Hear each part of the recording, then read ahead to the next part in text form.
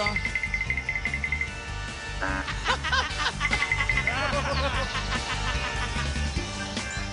Claro, no entienden nada. ¡Qué guacho! ¿Qué? Mirá. ¡Vamos, Betún! Bueno. Ahora te quiero ver, ¿eh? Mirá, Betón. Va con todo, ¿eh?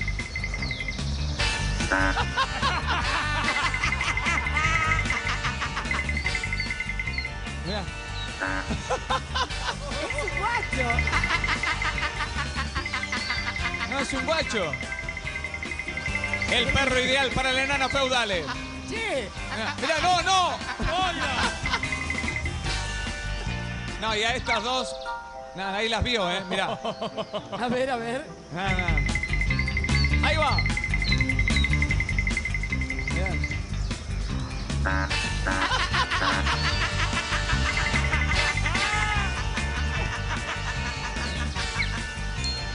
¡Qué lindo, Es un guacho.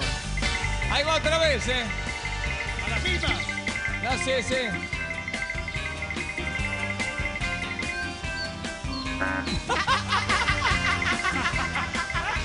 ¡Qué loco! Me mata. Pero no le va a hacer. Y una mamá.